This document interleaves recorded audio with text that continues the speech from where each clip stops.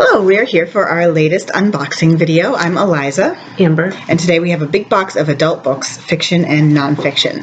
Okay. The most interesting. The Flight Portfolio, it's heavy too, by Julie Orringer. That doesn't sound familiar to me.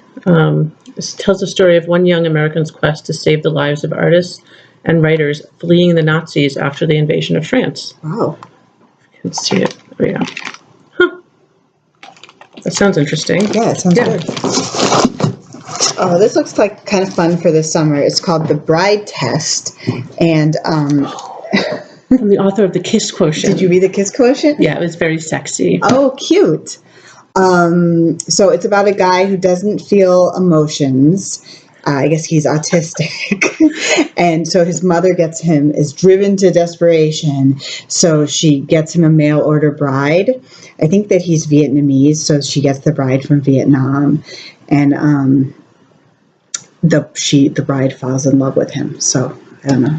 You have to go from there. Interesting. I really like the cover though. An emotionless man.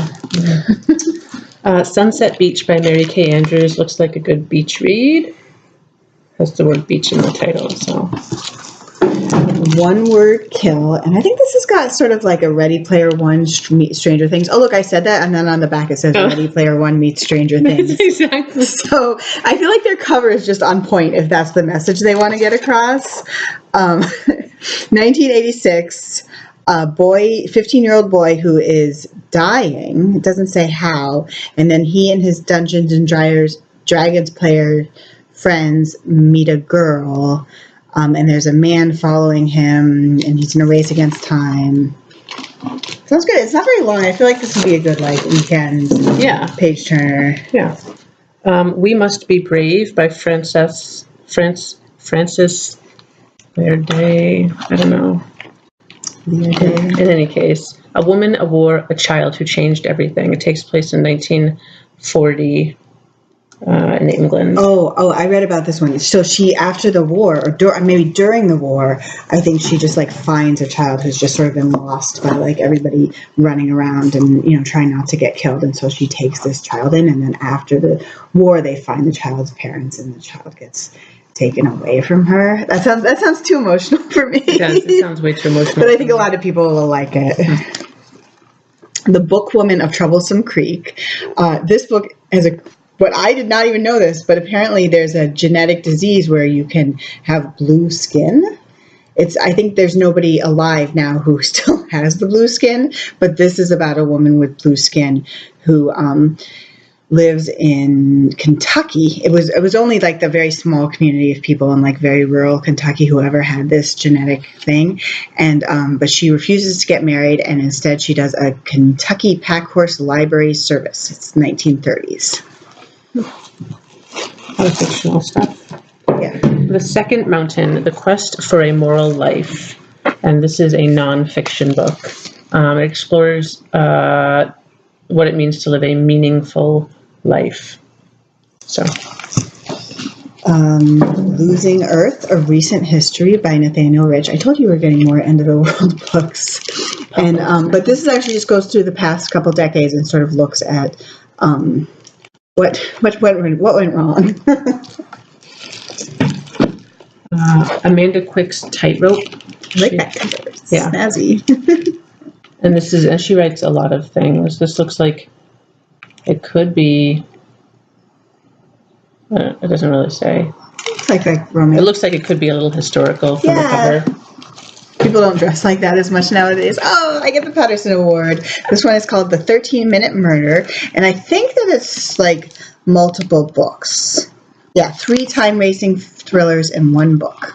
I like that. The Farm by Joanne Ramos. This just looks, I don't know. A firecracker of a novel. New York's Hudson Valley, a luxurious retreat. There's an immigrant from Philippines in search of a better future. I remember this. The farm is a place where basically women go to have babies. No, basically they sign a contract that they're going to have a baby for a very rich person. Oh. And then so it's yeah. Looks a little bit dramatic. kind of scary. A dark premise. I mean, the farm, like literally farming babies. The Last Time I Saw You, and this is a thrilling murder mystery. Woo! And this is interesting because I learned that Liv Constantine is actually like a pair of sisters. So she's two-person, and then they combine their names. I haven't heard of her, so for them. Robert B. Parker's Buckskin by Robert Knott, because someone's writing for him now. Looks kind of like Western, basically. Cape May. I've already seen patrons requesting this. 1957, about a couple of newlyweds who arrive in Cape May, New Jersey for their honeymoon, but it's winter, which is bad timing. And then they meet with a glamorous couple who sweeps them into high culture. Janet Evanovich and her son, Peter Evanovich, we learned last time, the Big Kahuna. Wait, we already have this. We definitely already have the Big Kahuna. So this might be a second copy. We'll check in on that. Stephanie Evanovich, Under the Table. You're right, we definitely did get it. Dead End Marriage. She leaves New York. She flees to New York. And is dodged. Oh my gosh, it sounds like she runs away from her husband in the Midwest to live in Manhattan and like start a business catering parties. Furious Hours, Murder, Fraud, and the Last Trial of Harper Lee. This is a nonfiction. The stunning story of an Alabama serial killer and the true crime book that Harper Lee worked on obsessively in the years after To Kill a Mockingbird. Yikes.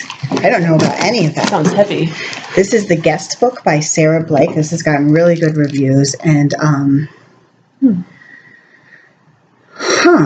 it's historical fiction. It looks like it goes over a couple of decades. I don't know. It's one of those really like complicated, sprawling family dramas. I really like the picture on the cover too. It's a little hard to see. This is Danielle Steele's Blessing in Disguise. I like that cover. Jared Diamond's new book, Upheaval. Turning Points for Nations in Crisis. And he is just like, he writes these really thick, dense nonfiction books like Guns, Germs, and Steel. And he's that was big. Yeah, he's a super popular nonfiction writer. And it sounds like this is looking at why some civilizations rise and some fall. The Paris Diversion by Chris Pavone. This looks like a thriller. Yeah, I couldn't even think of the word thriller. An American expat drops her kids off, and it's not a normal day. Always more stressful when there are kids involved. Yeah. Clandestine operatives. This is another very popular nonfiction writer called David McCullough, The Pioneers, and this is about, it says this is a heroic story of the settlers who brought the American ideal west, which sounds really general, but I think he's actually talking about like a specific group of settlers who go to, Ohio River. Northwest Territory. Yeah, so he's looking at specific people. Well, this is a little book. Nanaville, Adventures in Grandparenting. Oh, this is Anna Quindlen's biography. I think this is going to be super popular because a lot of people here really like Anna Quindlen, and a lot of people here are grandparents, so I just feel like it's a perfect combination. Yeah, this looks like a fun read. And last one, Fall and Rise, the story of 9/11. So this I was like, yeah, this is, I don't know, I guess we were far away enough now that they had time to sort of go through and make sense of things. Thanks, and bye.